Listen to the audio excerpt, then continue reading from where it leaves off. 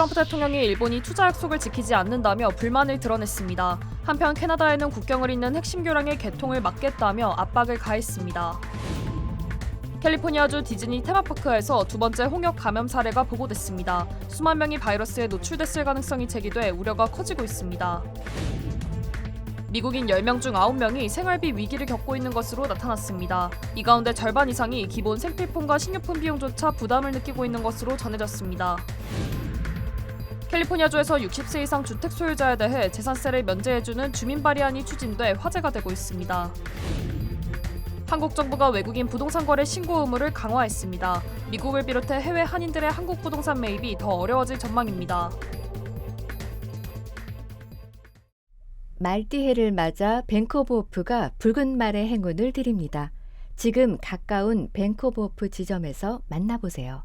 이 프로그램은 대형은행의 든든함과 로컬뱅크의 세심함으로 함께하는 뱅크오브호프 제공입니다. 변호사요? 미 법조계가 인정한 탁월한 실력. 좋은 변호사 한 명쯤 알고 있어야 한다던데. 사상 최고의 교통사고 보상금 1,250만 불. 정말 중요한 건데. 초고액 승소는 지금도 계속됩니다. 그러니까 그냥 이름만 들어도 탁 믿음이 가면 좋겠어요. 교통사고 및 각종 상해. 리차드 호프만 법률그룹 323-782-8600. 치명 믿을 수 있습니다. 치명 포장하지 않습니다. 그 대신 정관장은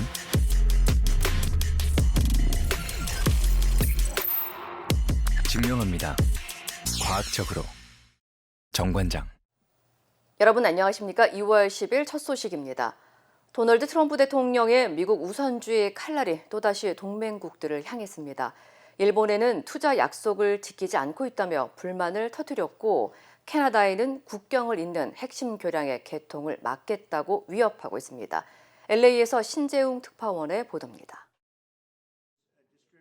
한국에 25% 관세 인상을 예고하며 압박을 가하고 있는 트럼프 대통령이 이번에는 일본을 겨냥했습니다. 일본은 지난해 무역협상 타결 당시 미국에 5,500억 달러, 우리 돈 약 800조 원 규모의 투자를 약속했습니다. 하지만 실제 집행이 지연되자 트럼프 대통령은 일본이 의도적으로 협상을 늦추고 있다며 불만을 드러낸 것으로 전해졌습니다. 얼마 전 취임 1주년 땐 무역 합의를 자랑하고 다카이치 총리의 총선 압승 직후엔 SNS를 통해 지지를 표했지만 태도가 또 달라진 겁니다. We made a deal with South Korea and with Japan that gives us money the likes of which nobody's ever seen before. 당황한 일본 정부는 진화에 나섰습니다. 관세 협상 실무를 맡은 아카자와 경제산업상을 미국으로 급파해 러트닉 상무장관과의 회담을 추진 중입니다. 데이터 센터용 가스 발전소와 인공 다이아몬드 공장 건설 등 60조 원 규모의 1호 투자 안건을 들고 달래기에 나선 모습입니다. 트럼프의 압박은 북쪽 이웃 캐나다로도 향했습니다. 올해 하반기 개통 예정인 고디하우 국제대교가 새로운 표적입니다. 미국 미시간과 캐나다 온타리오를 잇는 핵심 물류 통로로 7조 원이 투입된 대형 프로젝트지만 트럼프 대통령은 SNS를 통해 충분한 보상이 없다면 개통을 허용하지 않겠다고 위협했습니다. 캐나다가 다리 양쪽 땅을 모두 소유하고 다리 건설에 미국산 자재가 거의 사용되지 않았다며 협상을 시작하겠다고 밝혔습니다. This is just another example of President Trump putting America's interests first. 동맹국의 부담을 압박하며 협상력을 극대화하려는 트럼프식 거래 외교가 다시 미국 외교정책 전면에 등장하고 있습니다. 로스앤젤레스에서 MBC 뉴스 신재웅입니다. 캘리포니아주 애나하임의 디즈니 테마파크에서 두 번째 홍역 감염자가 확인되면서 보건당국이 긴급 경고에 나섰습니다. 보건국은 해외에서 LA 국제공항을 통해 입국한 여행객이 지난달 22일 오전 8시부터 오후 4시까지 디즈니랜드 파크에 이어 오후 9시까지 디즈니 캘리포니아 어드벤처 파크를 방문했다고 밝혔습니다. 이번 추가 감염 사례는 첫 확진 사실이 공개된 지 일주일 만에 나온 것으로 해당 시간대에 공원을 찾았던 수천 명이 바이러스에 노출됐을 가능성이 제기되고 있습니다. 보건당국은 이 기간 해당 장소를 방문한 사람들은 노출 이후 7일부터 21일 사이 홍역 증상이 나타날 수 있다며 발열이나 발진 등의 증상이 있을 경우 즉시 의료기관을 찾을 것을 당부했습니다. 디즈니랜드의 하루 평균 방문객이 약 4만 7,500명에 달하는 만큼 직접 노출자 외에도 수만 명이 잠재적으로 영향을 받았을 가능성이 있다는 우려도 커지고 있습니다. 캘리포니아주에서는 올해 들어 홍역 확진 사례가 9건 보고됐으며 미국 전역에서도 홍역 감염이 다시 확산 조짐을 보이고 있어 보건당국의 긴장감이 커지고 있습니다. 미국인 10명 중 9명이 생활비 위기를 체감하고 있는 것으로 나타났습니다. 토커 리서치에 따르면 미국 전역 50개 주에서 세대별로 균형 있게 선별된 미국 성인을 대상으로 한 설문조사에서 응답자의 약 87%가 현재 생활비 위기 상황에 놓여 있다고 답했습니다.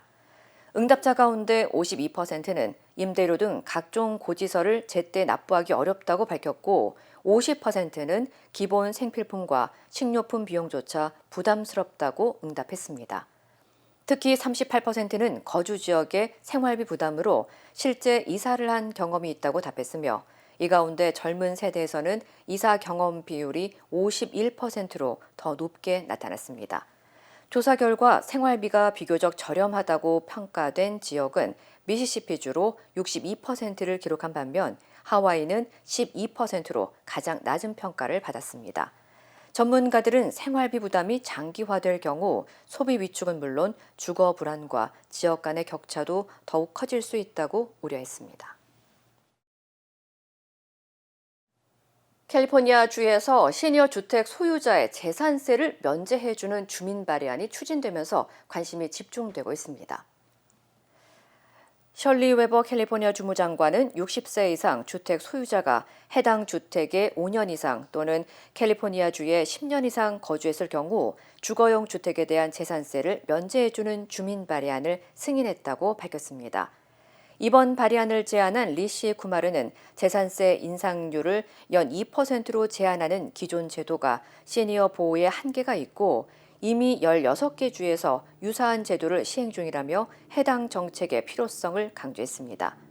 찬성 측은 시니어들이 재산세 부담에서 벗어날 경우 주거 안정을 유지할 수 있을 뿐만 아니라 절감된 비용을 지역 상권에 소비할 경우 경제 활성화에도 도움이 될 것이라고 주장했습니다. 반면 반대 측은 해당 제도가 시행될 경우 연간 120억에서 200억 달러에 달하는 재정 손실이 발생할 수 있고 재산세가 공립학교와 치안, 인프라 유지 등의 핵심 재원인 만큼 공공서비스 전반이 위축될 수 있다는 우려를 제기했습니다. 한편 이 발의안이 실제 투표에 붙여지기 위해서는 오는 8월 4일까지 약 87만 5천 명의 유효 서명을 확보해야 합니다. 한국 정부가 외국인의 부동산 거래 신고 의무를 대폭 강화하면서 미국 등 해외 한인들의 한국 부동산 매입이 더 어려워질 전망입니다. 한국 정부는 오늘부터 부동산 거래 신고 요건을 강화하는 개정안을 시행했으며 외국인이 한국에서 부동산을 거래할 경우 기존에 없던 신고 항목이 새롭게 추가됐습니다. 이에 따라 외국인은 체류 자격과 한국 내 거주 주소를 의무적으로 신고해야 하며 부동산 거래 계약 시 자금 조달 계획서 제출이 의무화되고 여기에는 해외 자금 조달 내역까지 포함됩니다. 또 기타 자금 조달 항목에는 주식과 채권, 가상화폐 매각 대금까지 신고 대상에 포함되도록 규정이 강화됐습니다. 이번 규제 강화는 외국인들의 투기성 부동산 거래를 사전에 차단하기 위한 조치로 최근 외국인들이 한국 부동산 시장에서 비교적 적은 규제를 적용받아 고가 부동산을 손쉽게 매입하는 것 아니냐는 역차별 논란이 제기되면서 추진됐습니다. 한편 한국국토교통부에 따르면 2024년 말 기준 한국 내 주택을 보유한 외국인은 약 9만 8,581명으로 이들이 보유한 주택 수는 10만 가구를 넘는 것으로 집계됐습니다. 국적별로는 중국인이 가장 많았고 그 뒤를 미국과 캐나다 국적자가 이은 것으로 나타났습니다. 미 전역 50개 주 가운데 41개 주에서 지난 70여 년간 기온이 상승한 것으로 나타났습니다. 국제학술지 플로스 클라이밋에 따르면 1950년대 이후 수집된 일일 기온 데이터 수만 건을 분석한 결과 41개 주에서 통계적으로 유의미한 온난화 현상이 확인됐습니다. 지역별로 보면 캘리포니아주와 오리건주 등 서부 지역의 경우 최고 기온이 크게 올랐고 아이오와주와 미네소타주를 비롯한 중부 지역은 최저 기온 상승이 두드러졌으며 또 북부 지역은 고온과 저온을 가리지 않고 전반적인 기온 상승이 나타난 것으로 분석됐습니다. 반면 텍사스주와 오클라호마주, 미시시피주, 조지아주 등 7개 주는 뚜렷한 온난화 징후가 나타나지 않았으며 미세먼지 증가와 토지 이용 변화 등이 기온 상승을 늦춘 것으로 보입니다. 한편 전문가들은 이미 상당수 지역이 온난화 위험 단계에 진입했다며 지역별 특성을 반영한 맞춤형 기후 대응 대책이 시급하다고 강조했습니다. 조지아주에서 탈옥한 살인범 2명이 사흘째 붙잡히지 않으면서 대규모 수색 작전이 이어지고 있습니다. 섬터 카운티 셰리프국에 따르면 지난 8일 밤 9시 30분쯤 20살 수감자 리키 마틴과 21살 수감자 켄트라비우스 홈즈가 섬터 카운티 교도소를 탈옥했습니다.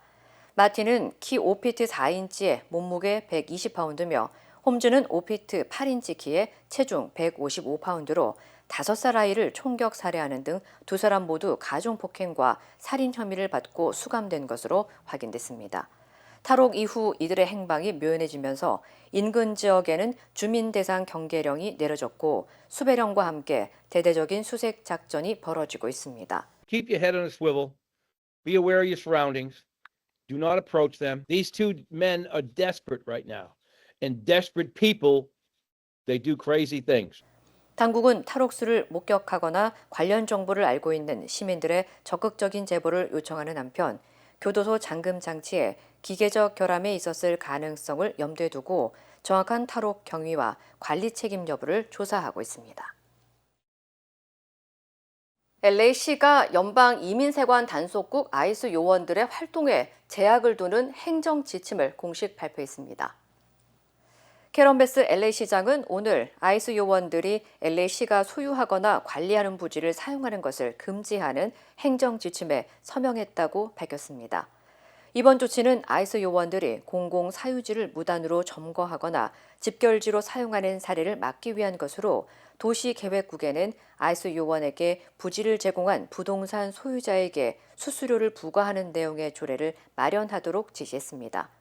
또 LA 경찰국에는 이민 단속 활동과 관련된 모든 증거를 보존해 필요시 보고할 수 있도록 했습니다. 베스 시장은 현재 상황이 정상적이지 않다며 연방정부의 이민 단속 행위가 LA 시민들 사이의 불안과 분열을 부추기고 있다고 비판했습니다.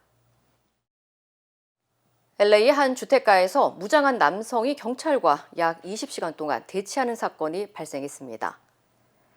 LA 카운티 셰리프국은 어제 오전 11시쯤 블루스카이 코트 주택가의 한 주택에서 정신적 문제를 겪는 남성이 흉기를 들고 주민을 위협하는 상황이 발생했다고 밝혔습니다. 출동한 경찰은 해당 남성이 총기를 소지한 채 집안에 바리케이트를 치고 있던 것으로 확인됐다고 설명했습니다. 이후 3시간 뒤 특수기동대가 투입됐지만 대치 상황은 밤새 이어졌고 결국 오늘 오전 6시 45분쯤 상황은 종료됐으며 체포 여부 등 구체적인 종료 과정은 아직 공개되지 않았다고 덧붙였습니다. 셰리프국은 이 과정에서 인근 주민들이 긴급 대피했으며 주변 도로도 전면 통제됐다고 밝혔습니다. LA 카운티가 산불 피해와 재정 위기를 겪고 있는 주민들을 대상으로 긴급 렌트비 지원에 나섰습니다. 한인타운 노동연대 키와는 LA 카운티 긴급 렌트 지원금 2차 신청 지원 서비스를 운영하고 있다며 가구당 최대 $15,000, 최대 6개월의 체납 렌트비나 몰기지가 지원된다고 밝혔습니다. 특히 이번 2차 접수부터는 테넌트가 직접 신청할 수 있도록 대상이 확대됐으며 지원금은 대출이 아닌 무상 보조금으로 지급됩니다. 테넌트가 신청하더라도 랜드로드의 협조가 반드시 필요하며 양측이 모두 신청 절차를 완료해야 지원을 받을 수 있습니다. 지원 대상은 산불 피해와 급격한 소득 감소 등 긴급 상황으로 주거 비용을 체납한 테넌트와 건물주, 이재민 홈오너며 이민 신분과 관계없이 신청할 수 있습니다. 한편 한인타운 노동연대 키와는 한국어 무료 상담과 신청 대행을 지원하고 있습니다. 북한 무인기 침투 사건과 관련해 정동영 통일부 장관이 북한의 깊은 유감을 표했습니다.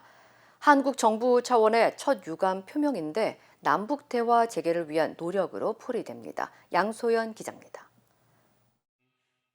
서울 명동성당에서 열린 민족 화해를 위한 미사에 참석한 정동영 통일부 장관은 축사에서 북한 무인기 침투 사건과 관련해 북한의 깊은 유감을 표한다고 밝혔습니다. 북한 무인기 침투 사건에 대해 정부 고위 당국자가 북한의 유감을 표한 건 이번이 처음입니다. 정 장관은 이재명 정부는 남북 간 상호 인정과 평화 공존을 추구한다며 북측도 서해 공무원 피격 당시 최고 지도자가 사과 의사를 밝힌 바 있다고 설명했습니다. 정 장관은 또 지난 2024년 12.3 내란에 앞서 윤석열 정부가 군을 동원해 북한에 무인기를 보냈다고 언급했습니다. 지난 정권은 군대를 동원해 무려 11차례 18대의 무인기를 북한에 보내 대남 공격을 유도했다며 자칫 전쟁이 날 뻔했던 무모하고 위험천만한 행위였다고 말했습니다. 그러면서 불행한 사태를 방지하기 위해 9.19 군사합의가 하루빨리 복원돼야 한다고 강조했습니다.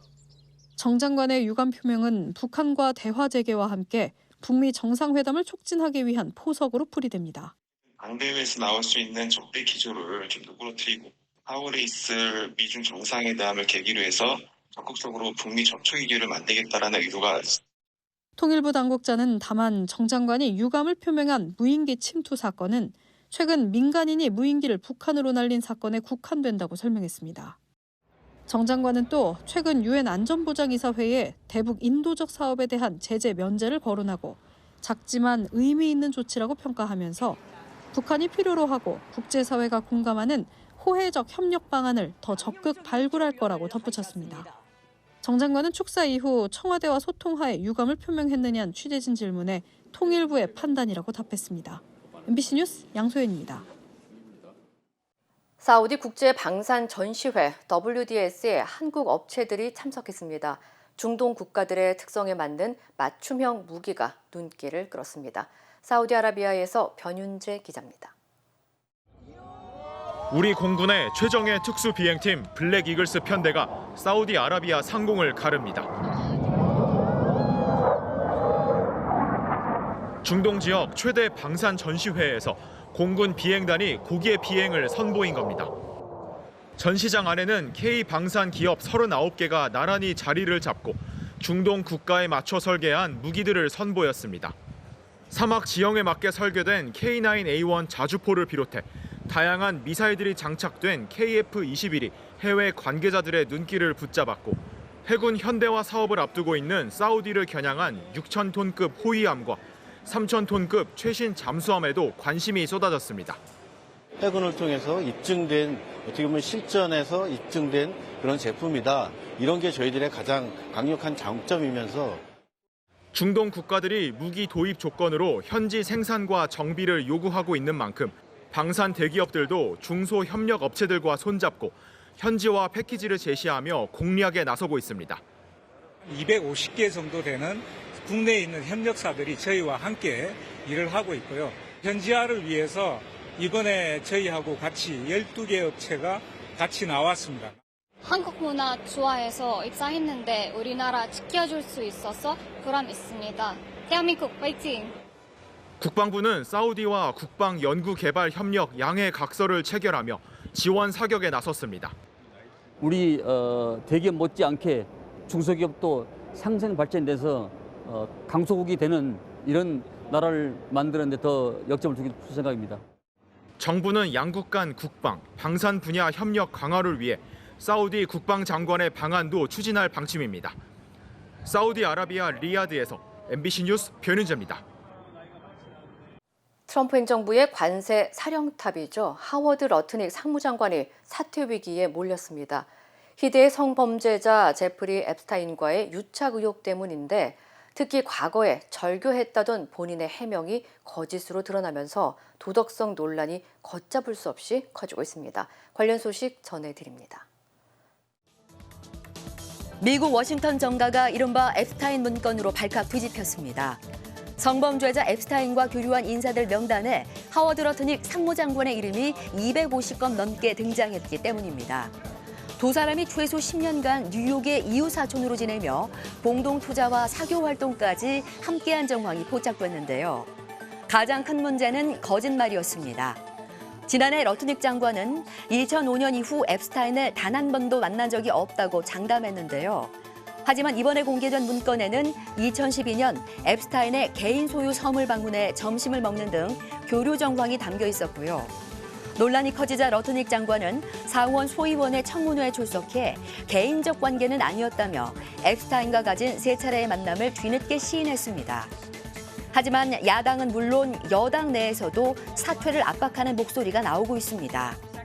백악관은 대통령이 전적으로 지지한다며 진화에 나섰지만 하원감독위원회가 장관 소환까지 검토하고 있어 관세 키임회를 둘러싼 논란은 쉽게 가라앉지 않을 전망입니다.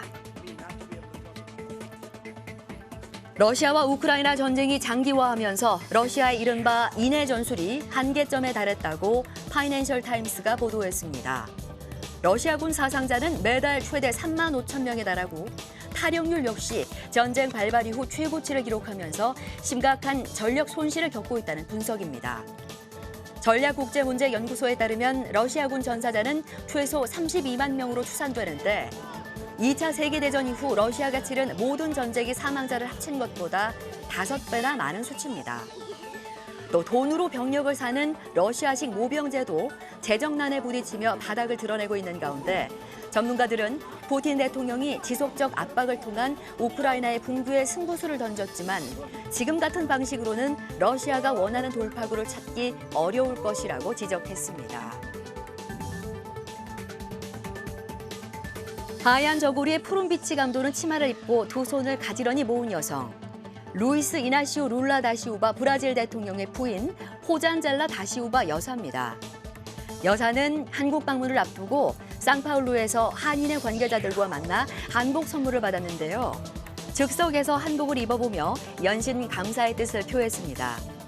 여사는 SNS에 한복 사진을 올리며 한국의 전통 의상을 선물받아 영광이라며 1963년부터 이어진 브라질 내 한인 사회의 경제적 기여를 평가하고 우리 교민들에게 깊은 애정을 드러냈습니다.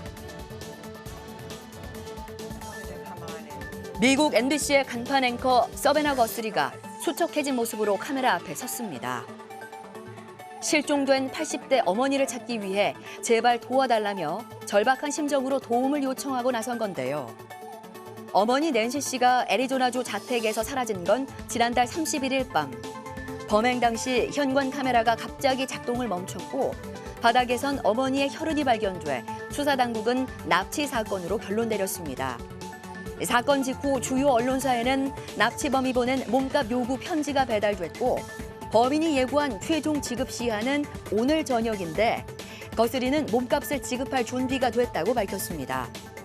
FBI는 5만 달러의 현상금과 함께 거스리의 현관에서 복면을 쓴 용의자의 감시 영상을 공개하며 수사를 확대하고 있지만 행방은 묘연한 상태입니다. 지금까지 이 시각 세계였습니다. 네이처메릭 후코이단을 써서 저는 참 행복해요. 환자들이나 손님들이 벌써 후코이단에 대해서 알고 달라고 하시는 분이 대부분이고 어려운 병에 걸린 사람들, 면역이 제대로 작동이 안 되시는 분들, 떨어지시는 분들 그런 사람들한테 억지로라도 권하고 싶어요. 그리고 그것 때문에 몸이 좋아졌다는 사람들을 많이 보니까 믿고 따라줬을 때 정말 행복해요. 자연의 선물 네이처 메딕. We stand with accident victims during the hardest moments. Whether it's a car, truck, motorcycle, pedestrian, or rideshare accident, you deserve the best attorneys by your side. At DK Law, we're modern injury and accident lawyers who go all the way. We fight smart, we move fast, and we win big. At DK Law, when we take a case, we take it all the way.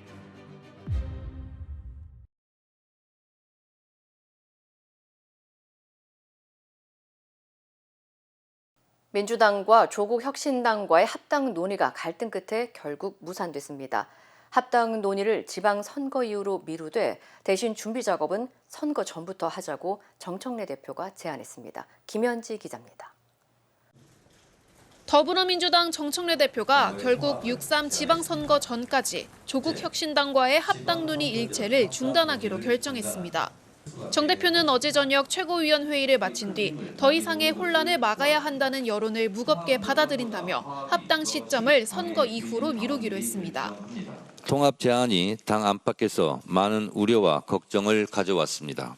통합을 통한 상승작용 또한 어려움에 처한 것이 사실입니다. 대신 합당에 대한 준비는 선거 전부터 시작하기로 했습니다. 당의 통합추진준비위원회를 구성하기로 하고 조국 혁신당에도 준비위원회 구성을 제안하는 등 합당에 대한 의지는 굽히지 않았습니다.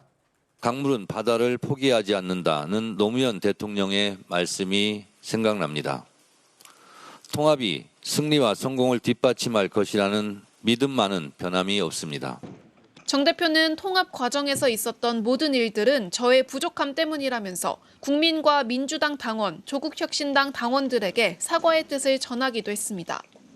이런 가운데 어제 최고위가 열리기 전 강득구 최고위원이 SNS에 올렸다가 삭제한 글의 내용이 알려지면서 청와대의 당무 개입 논란이 불거졌습니다. 친명계로 합당 반대파였던 강 최고위원은 자신의 SNS에 홍익표 정무수석이 전한 대통령의 입장은 통합 찬성이라며 지방선거 이후에 합당을 하고 전당대회는 통합 전당대회로 했으면 하는 것이 대통령의 바람이라는 글을 올렸다가 삭제했습니다. 또 정청래 대표가 통합추진기구를 제안하는 내용이 이번 주 발표되면 대통령실에서 통합과 연동된 이벤트까지 계획하고 있는데 총리께서 말씀하신 부분과 편차가 있는 것 같다며 청와대 또 국무총리와 합당에 대해 사전에 논의한 정황을 적은 겁니다.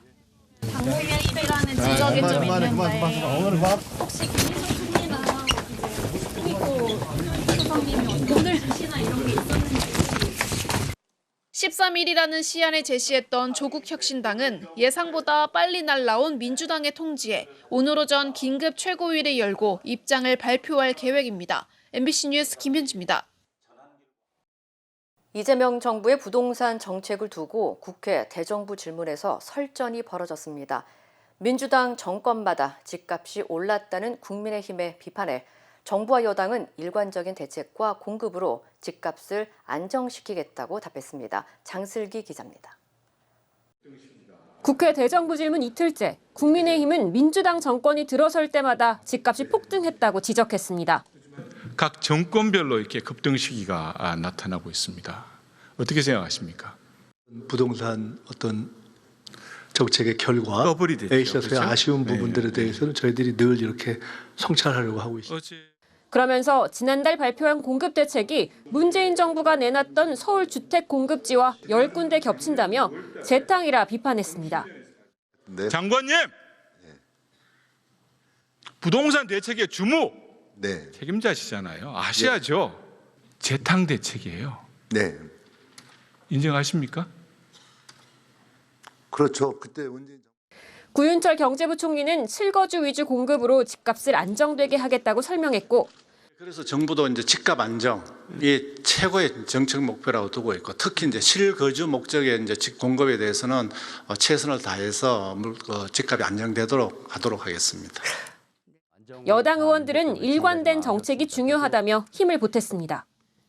다주택자의 양도세 중과 문제를 유예를 종료하는 것에 대해서 이렇게 말씀을 주셨던 것도 이재명 정부는 일관되게 나아갈 것이다라는 부분을 충분히 정보를 드리기 위한 조치로 생각합니다. 이 대통령의 공약인 코스피 5천 달성과 관세 협상을 두고도 공방이 이어졌습니다. 주식 하락을 두고 상대적 박탈감을 언급한 국민의힘. 고물가로 오늘 하루를 힘들게 버텨야 하는 국민들에게 전광판의 주가 지수가 과연 무슨 의미가 있습니까? 관세 인상의 원인이 트럼프 대통령이 아닌 이 대통령에게 있다는 주장까지 내놔 여당 의원들의 거센 반발을 샀습니다. 고든 창, 트럼프 미국 대통령의 핵심 척헌이에요. 그런 사람들이 지금 이재명 대통령을 공산 중이다. 국회는 오늘 교육, 사회, 문화 분야를 끝으로 대정부 질문을 마무리합니다. MBC 뉴스 장슬기입니다. 극우 유튜버 전한길 씨가 윤 어게인에 대한 입장을 사흘 안에 밝히라고 요구한 데 대해 국민의힘 장동혁 대표가 그 문제를 이야기하는 게 분열의 시작이라며 다소 애매한 입장을 내놨습니다. 그러자 전 씨는 엄마 아빠 사이가 그런 것 아니냐며 장 대표에 대한 지지 입장을 재확인했습니다. 이문현 기자입니다. 극우 유튜버 전한길 씨로부터 윤어게인에 대한 입장을 3일 안에 표명하라고 요구받은 장동혁 국민의힘 대표. 시한 마지막 날 입을 뗐습니다. 장 대표는 자신은 변한 게 없다며 저렴 문제를 얘기하는 건 분열의 시작이라고 말했습니다.